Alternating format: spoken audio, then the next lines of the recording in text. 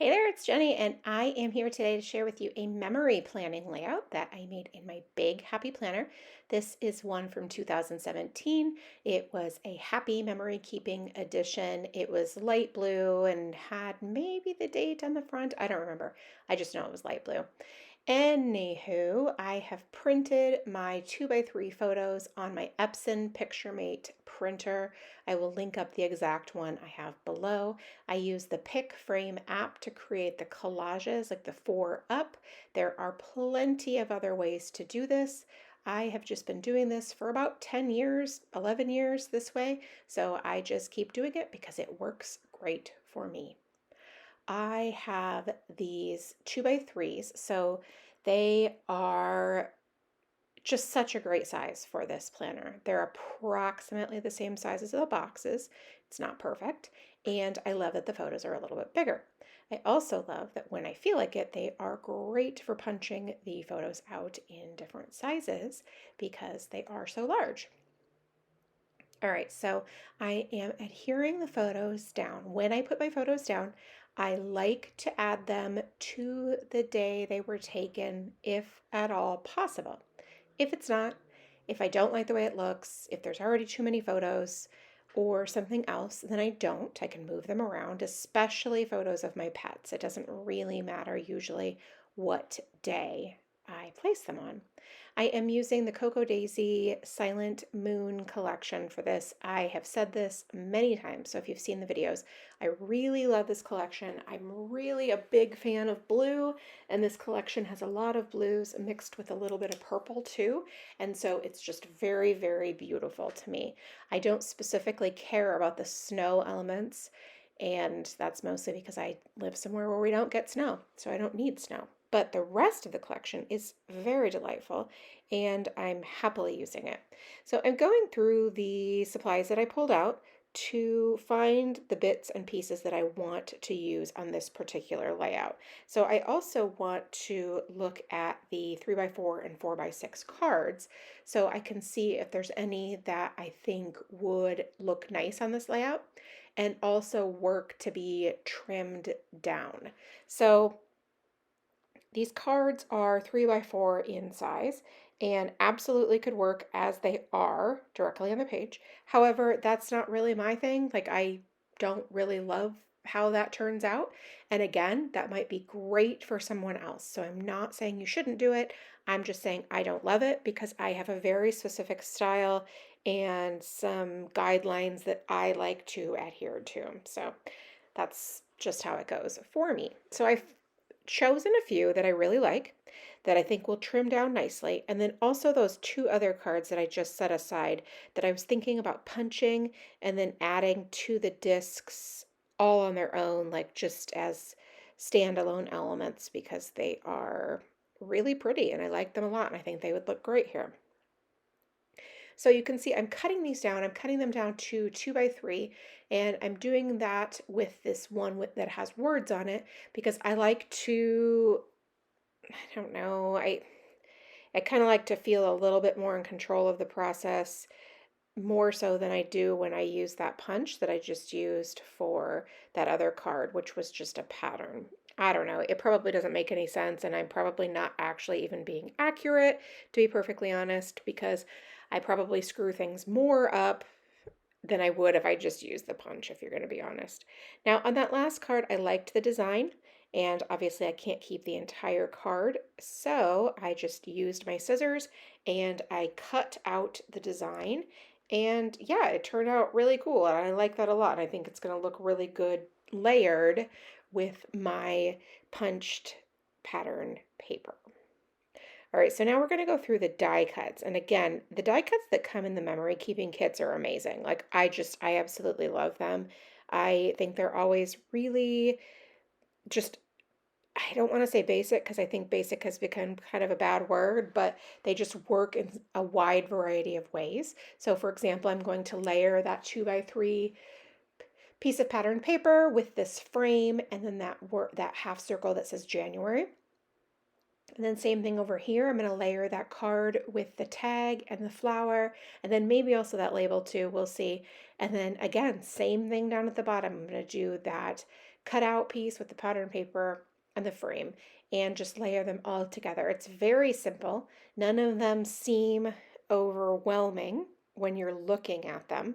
However, I think that when they're all complete, they look really good together. And the visual triangle really is, I feel like in this particular situation, it just has come together really nicely and it looks really good and sort of understated, which is always a quality that I really do love. So works out good for me. I'm looking to do another week like last week, which was just a little bit, just really clean and simple. I just want it to be very linear, nothing too crazy, not overwhelmingly full. Just looks really nice, accents my photos and my stories. I'm still getting back into the swing of using the Big Happy Planner after the last couple of years being in the classic size, the Daisy Planner. And I still really like the Daisy Planner a lot. I usually have so many photos that it's winter and it's January, so I don't really have that many photos right this moment. But ordinarily, I usually just have so many photos, and it was really just getting increasingly more frustrating to try to fit all of those photos on the smaller canvas. So why not size up, especially since I had this planner in my stash from, again, 2017, which is pretty funny, honestly, and kind of a surprise if you want to know the truth. All right, so I stamped all four of those words just to see what they would look like and what I wanted to use on that label. And then I landed on January, which I suppose I could have probably predicted in the beginning, but that's all right. It's still fun to stamp them all out and see how they look in comparison to each other. And so I'm no problem that that's what I did. So I just think that those clusters all look really great. I'm really happy with them. Even the one with the flower at the top, because I wasn't sure that I wanted to use that flower. Like I'm not overly crazy about the flowers that are in this collection. Like they're fine, but they're not my favorites or anything like that. So I wasn't sure. All right, so my husband plays poker every month, and so I knew I wanted to use one of the cards from the Wonderland collection to notate that down here on the bottom.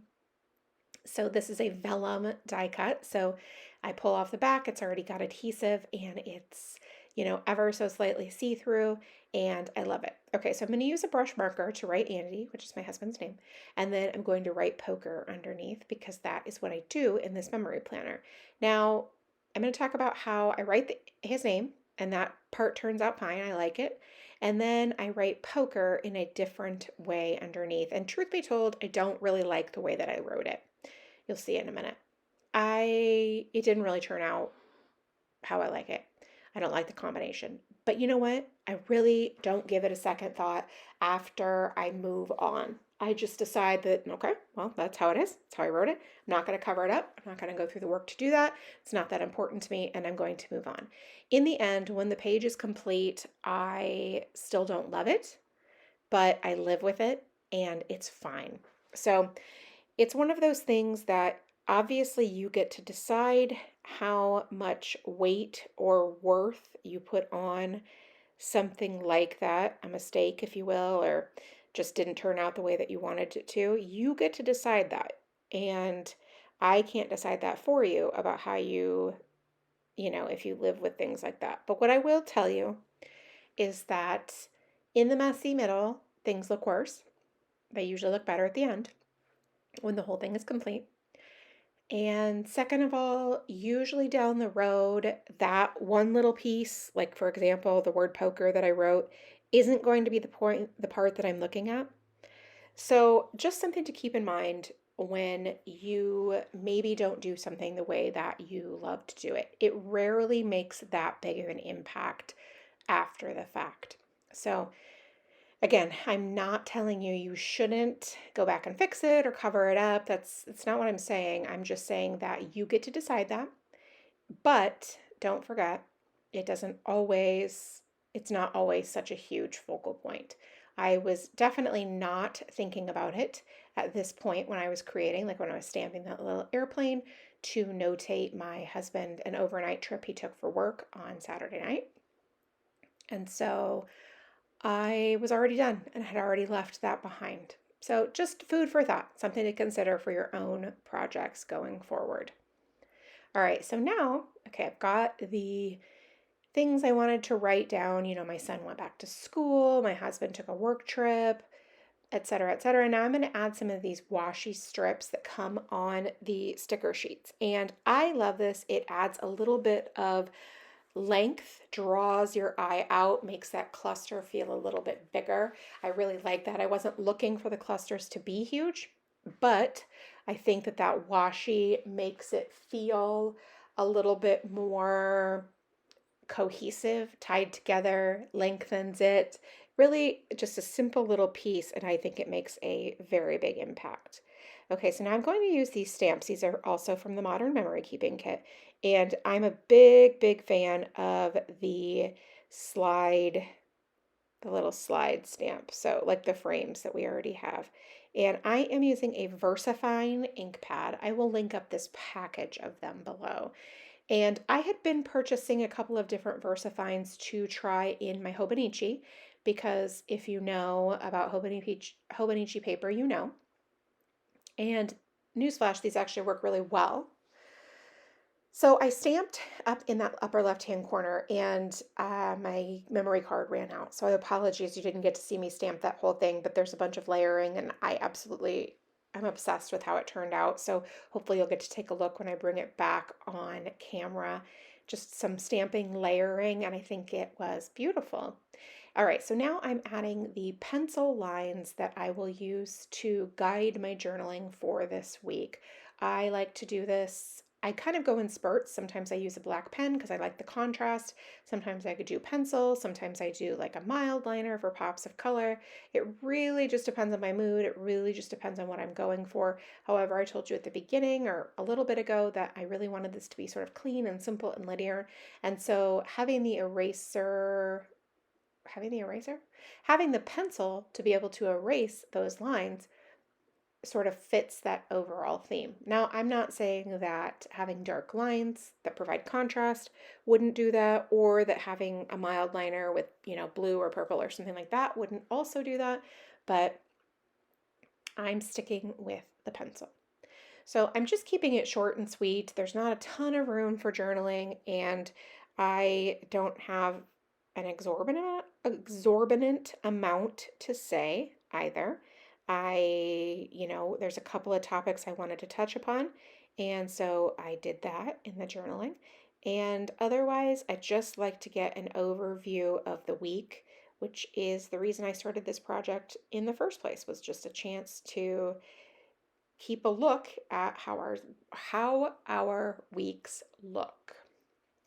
So I don't know if you can see that right there. That's that stamped cluster. I added some of the sparkles and the word January to that little cluster, and I love how it turned out. I think it's just absolutely fantastic.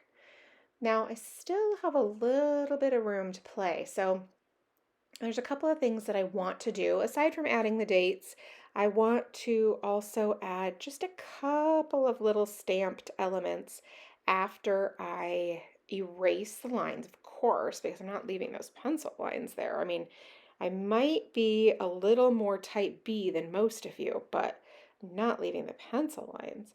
But I'm going to erase those, and they don't erase 100% with this pencil that I'm using, despite the fact that I try to write very lightly so that most of it does. But it's all cool because, again, kind of like what I was talking about earlier, I don't think it really makes a big difference in the end. All right, so I'm pulling out these 29 prompt stamp set from Everyday Explorers. Again, I will link it up for you below just to help ease your search if you're interested. I just like it. It helps point out some, I don't want to say point out some journaling, but like gives a little bit of added context to the photo, like in this case. And then in other cases, it can be a great prompt for journaling. And I think it just is all of the prompts from Everyday Explorers are very versatile, very versatile stamp sets. They definitely serve a wide variety. Now this is another one that I'm doing a little bit of layering. It's just an old Allie Edwards stamp set that I have in my stash. And I wanted to like have a half circle on the top and then a little word, sort of like a half, like a tab, if you will, at the top of a page or something like that. Obviously it's not that, but that was kind of what I was mimicking in that idea. So now I'm going to add the dates, and then I'm going to add some of those word stickers because you know I love to add the phrases to my photos, and then that's it. Thank you so much for stopping by and watching. I really do appreciate it. I will link everything up below for you so that in case you have any questions or you're like, oh my gosh, I really want that. And if you have any questions, please leave them in the box below and I'll do my best to get back to you. Thank you so much and make it a great day.